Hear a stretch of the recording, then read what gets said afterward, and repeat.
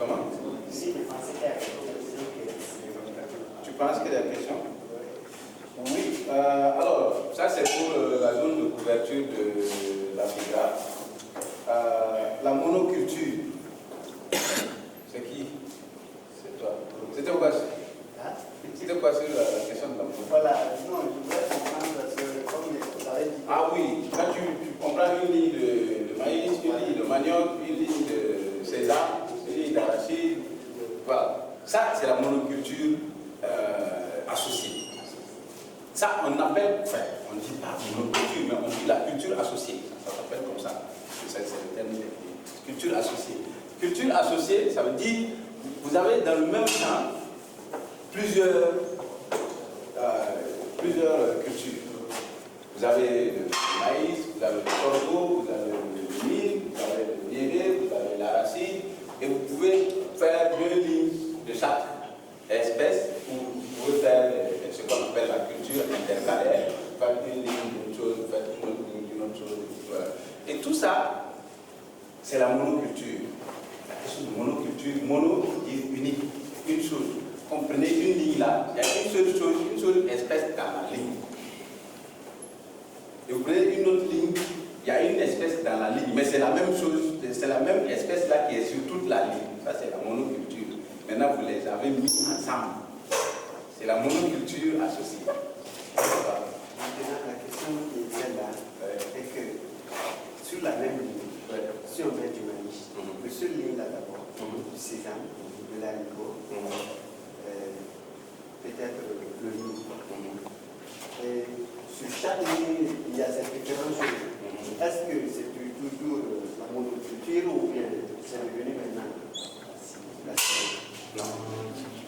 Tant qu'il y a des lignes, ce n'est pas la silico. Ah, ok. Donc, c'est la seule ligne. C'est bon. C'est bon. Il y a des lignes là. Vous faites une ligne, vous faites une autre ligne.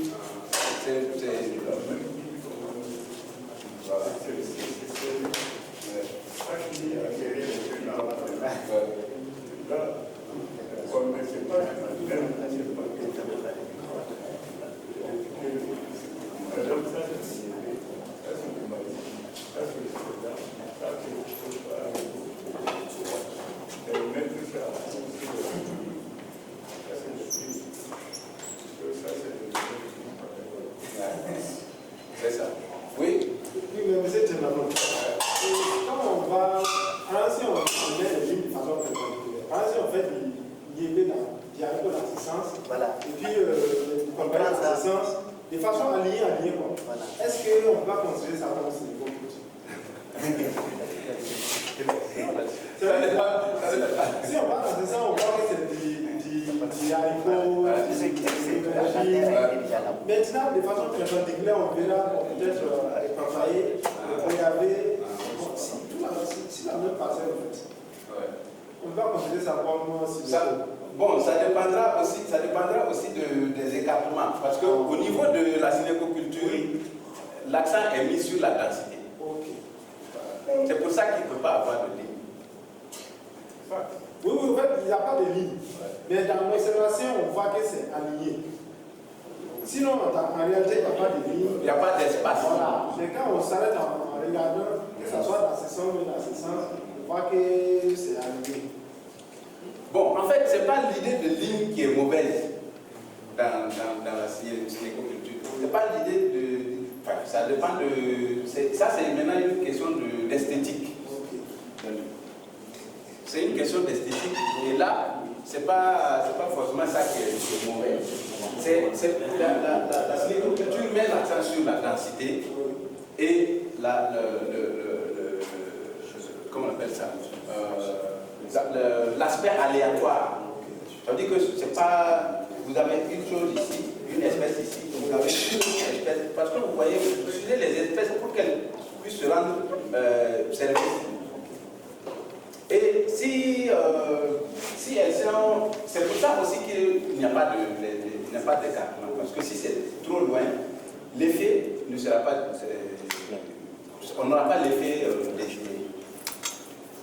C'est pour ça qu'il faut les avoir l'un à côté de l'autre pour qu'ils puissent se rendre mutuellement. complètement séduits. C'est vrai aussi qu'ils vont se gêner d'une certaine façon. Mais,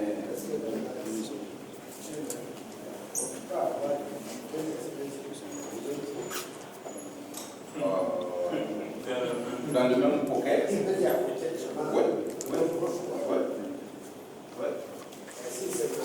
Vous pouvez avoir des choses qui ont un espace de 5 cm.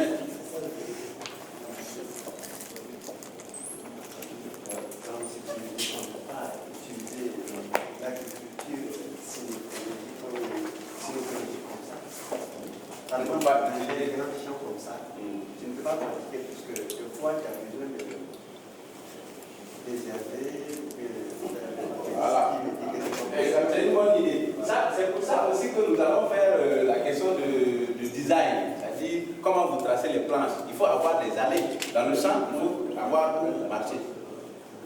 Où vous passez avec la brouette pour récolter les choses.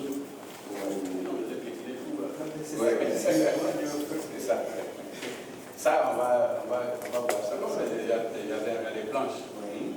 Alors là, il y a des passages où je ne peux pas passer sur les bouts. Maintenant, ça, voilà. Maintenant, une grande production à grande échelle.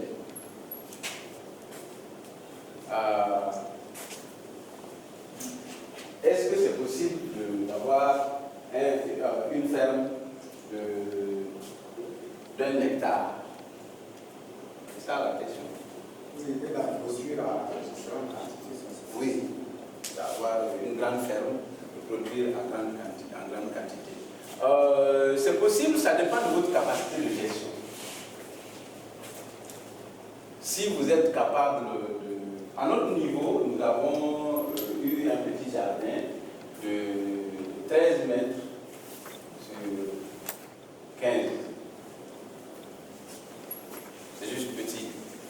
Et pour c'est Massa, par exemple, ils ont eu une ferme de 1000 mètres carrés. Ça, c'est un peu plus grand que ce que nous avons eu. Et je pense que au stade actuel, moi, je conseillerais plutôt d'avoir quelque chose d'assez petit et d'être sûr de maîtriser cela. Et au fur et à mesure, maintenant qu'on maîtrise, on peut agrandir en fonction de sa capacité de gestion. Mais c'est possible. C'est possible de faire à grande échelle, ça dépendra maintenant de si vous avez les moyens nécessaires, les moyens humains. Parce que vous savez, le jardinage, le plus gros défi du jardinage, les jardiniers me le diront, c'est l'eau. L'eau, parce que la saison sèche, il faut produire, c'est pas simple. Pour avoir une ferme un jardin, enfin, pour avoir 1 hectare, pour avoir 1 hectare, il faut beaucoup d'eau.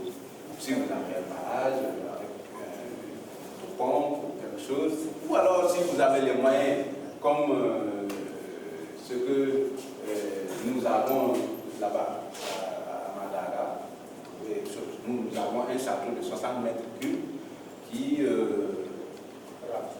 voilà, on a de l'eau et c'est l'eau du robinet. Et on a une machine qui fait comme ça, qui arrose. Bon. Ça, c'est pas facile à avoir. Moi, personnellement, je ne l'ai pas. Et pour les fermiers, pour un producteur, ce n'est pas le moyen le plus économique pour faire du jardinage. pour votre gouvernement, à Madaga, qu'il considérait comme petit village. Dans les